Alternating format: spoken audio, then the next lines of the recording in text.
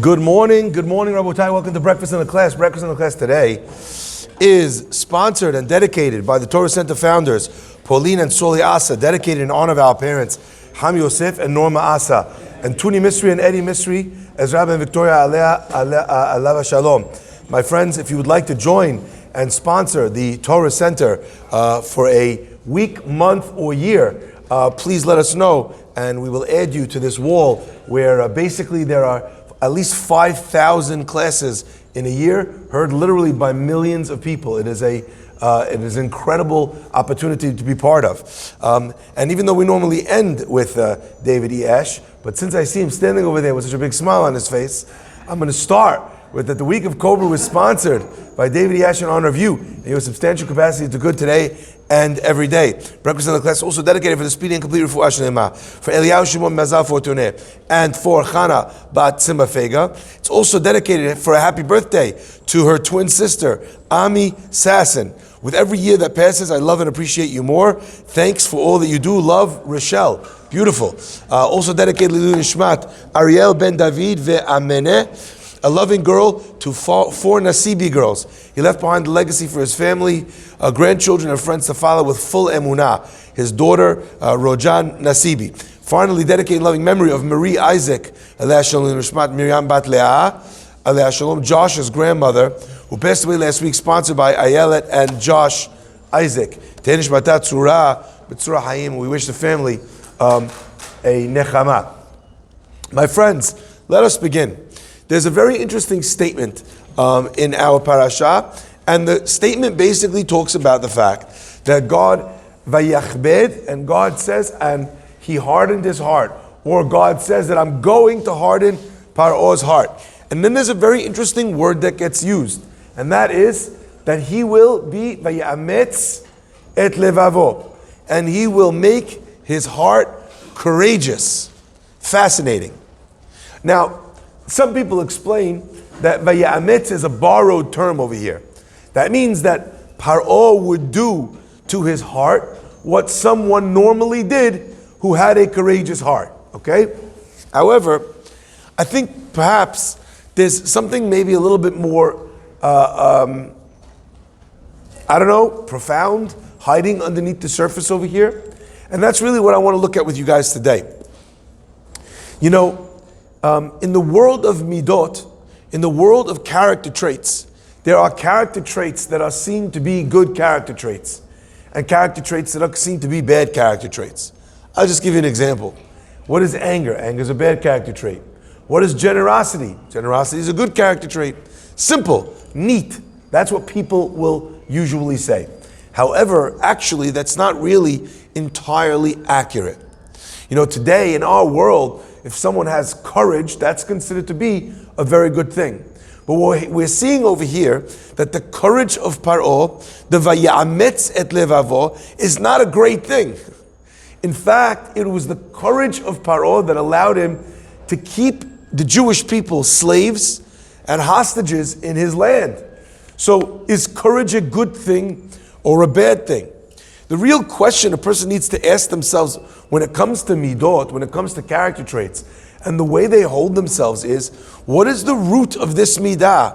Why is it that I am acting in this way? So let me give you an example. Pride and arrogance are a bad thing. Generosity, good thing. How about if your generosity comes from arrogance?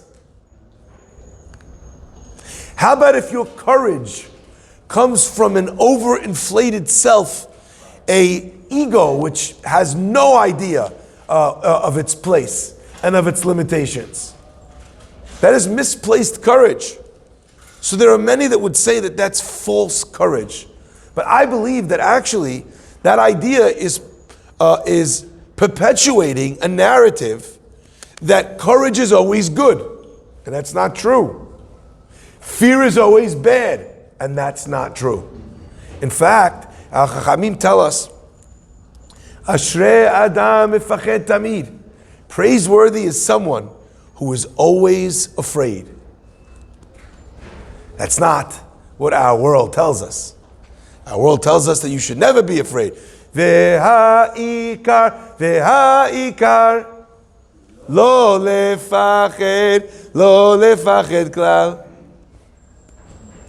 My friend in London, his name is Rabbi Daniel Rowe. He always used to point out that actually the original nusach, the original expression of that song, is not from Rav Nachman, not v'ha'ikar lo lefached klal. And the main thing is not to be afraid at all. In fact, the pasuk says, Ashrei Adam mefached tamid. Praiseworthy is someone who was constantly afraid. Says Rabbi Daniel Rowe that the correct nusach, the correct expression, is v'ha'ikar, not lo lefached klal, but lo lehitpached klal. Do not allow yourself to be made afraid. That is such a profoundly different statement. One is never be afraid. One is never allow something to make you afraid. What do you think the difference between those two statements is?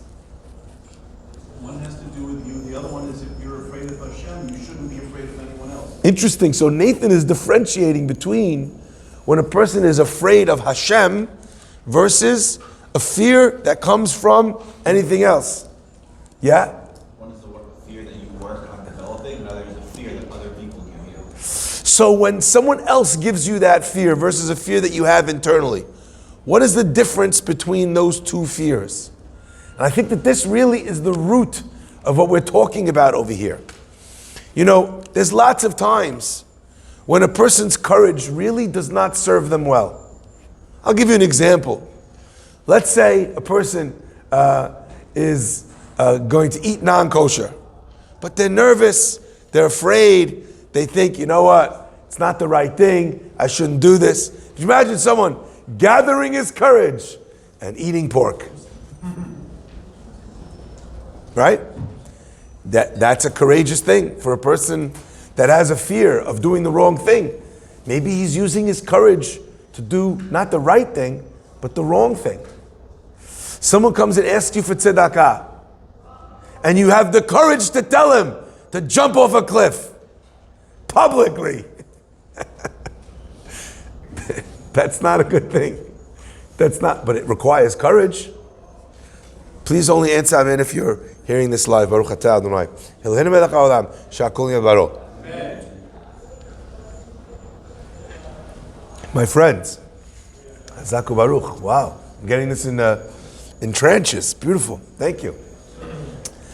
My friends, this idea is really, I think, at the core of understanding what midot mean to a person. Ashrei Adam mefached tamid. You know what that means? Part of living life correctly means identifying that there are things that I will do that are dangerous for me. If I deny that danger, then what am I doing? I'm not living with reality. Let me explain what that looks like. Let's say a person says, listen, you know what? It's true that sending your kid to a Jewish school has more of a likelihood that he'll wind up marrying Jewish kids. I have no fear. Sign him up for the Christian school. Lo lefached. The opposite. When it comes to the future of your children, you best be afraid. The question is, what does a person do with fear? Some people's fear, they allow it to paralyze them. They allow it to stop them from making the right decisions. That's a fear that's dangerous. But a fear that allows you to make the right decisions, to do things carefully, to understand what does it mean. My friends, the world would like us right now to lay down our arms, make peace, give a two-state solution. Do you know what that says to Hamas and to every future generation of terrorists, not just here, but in the entire world? That the entire world will reward terrorism. Now I want you to understand, if Israel was making these decisions by themselves, then the decision would embolden the terrorists who want to terrorize Israel.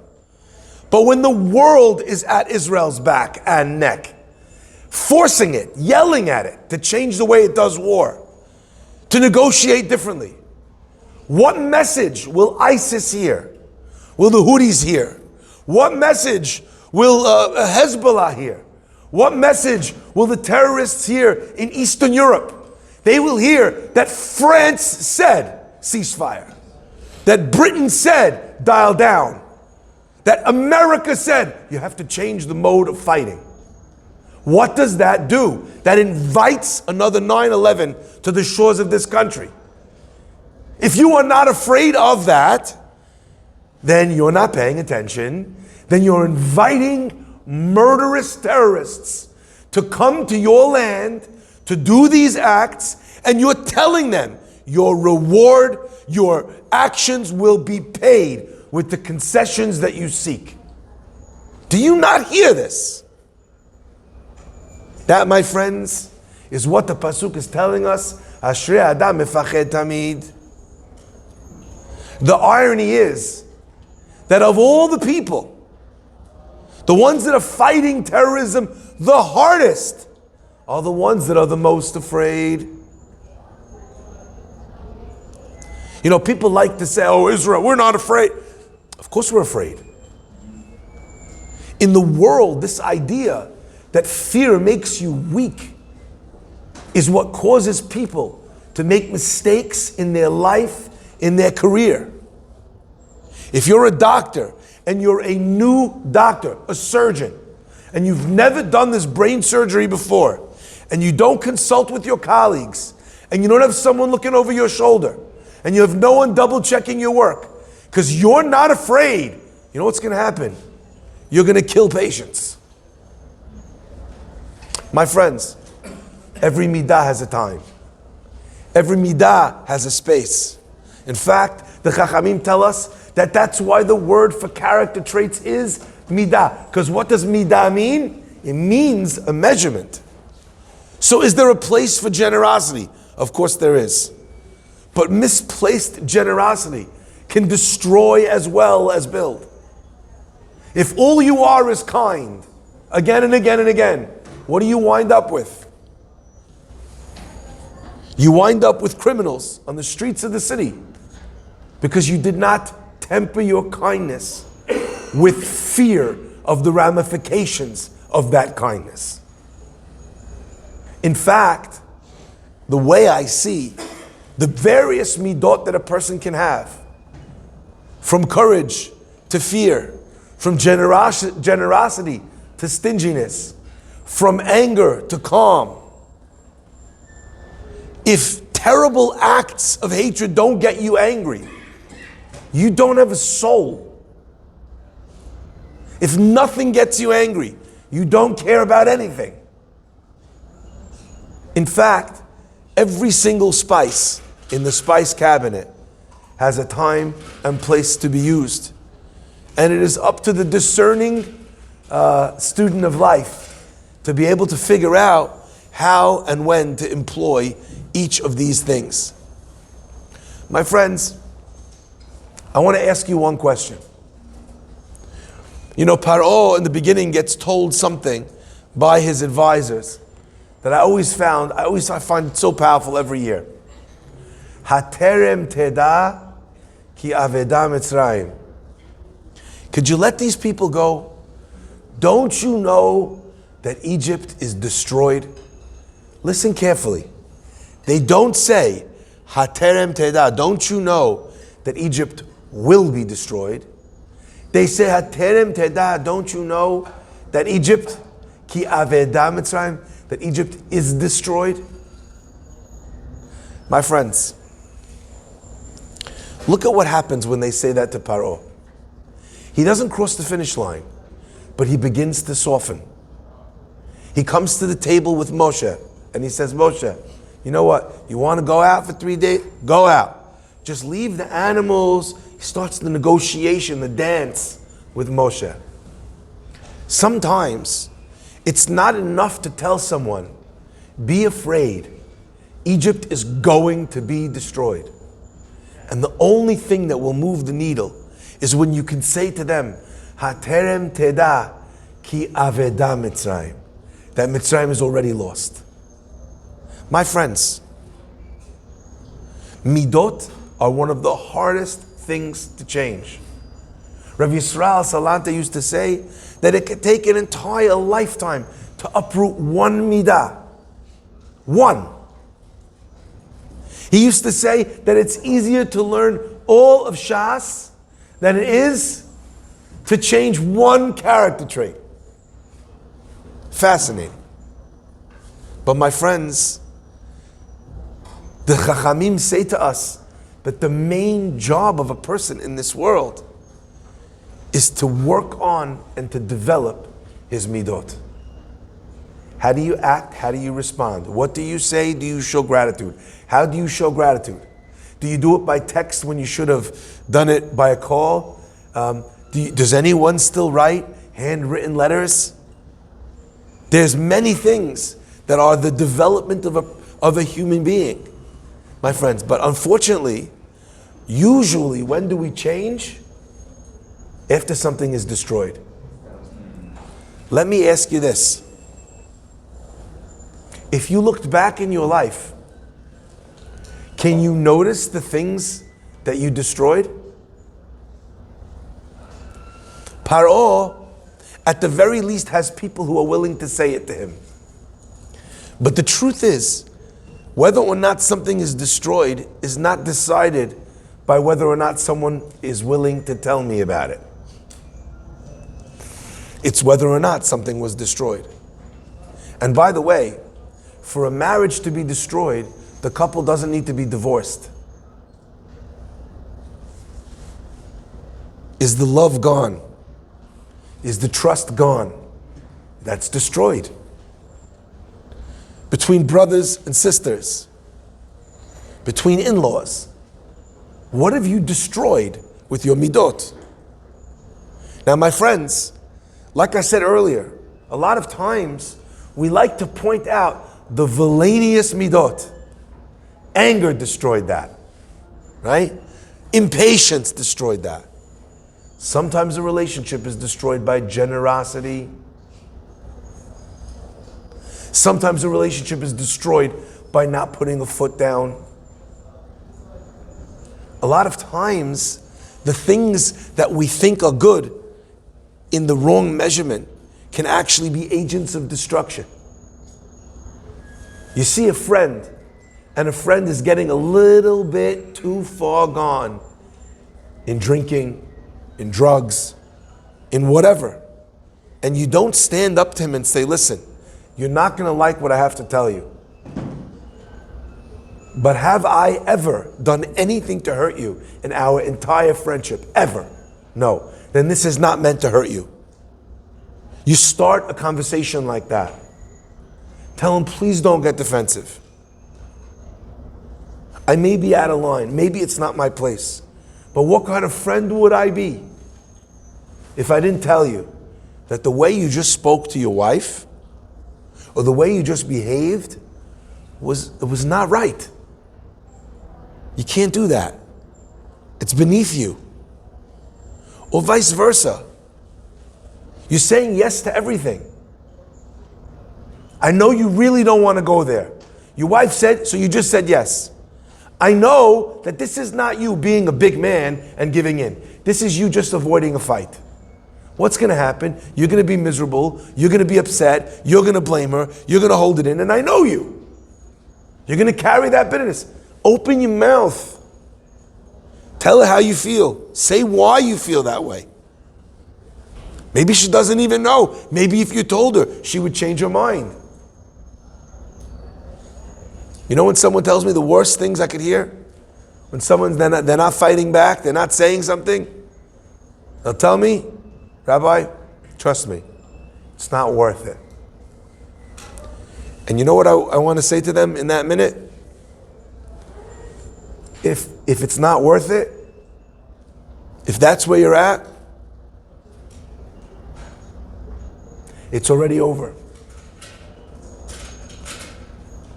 If there's no communication, if there's no consideration, if there's no if there's no compromise? What is there? If this is something that means so much to you, and you can't even bring it up because it's not worth it, is the marriage worth it? Is the relationship worth it? Is the partnership in business worth it? My friends, if it is, then maybe you're making a very good choice. And then that's a great midah, because you're giving in and you're being mivater. But a person who's always mivater, sometimes they have to ask themselves, is this me exercising good midot? Or is this just me getting hurt again and again and again? And maybe the reason why I'm willing to get hurt again and again and again does not come from an easygoing nature, but comes from a place of pride where I can't stand up for myself because I know that I'm going to lose that fight. And if I lose that fight, then I won't be able to live with myself because it will hurt my ego too much. In which case, where's this coming from? By looking at Pharaoh's courage and seeing that that was a terrible thing, that it destroyed Pharaoh, that it was Avedah Mitzrayim, that he ruined the lives of everyone in Egypt because of his courage. Oh my God, so proud of you. You're so brave. Bravery is not always a good thing. Ask yourself these questions. How much of each? Salt is wonderful because it brings out flavor. You put too much, there's no more food. Hashem should bless us to be discerning with our midot and to be able to build our lives around a well-balanced human perspective and existence. And then we'll know truly when to exercise each one of these character traits. All good, just in their right dose, in their right time. Baruch Adonai Le'olam.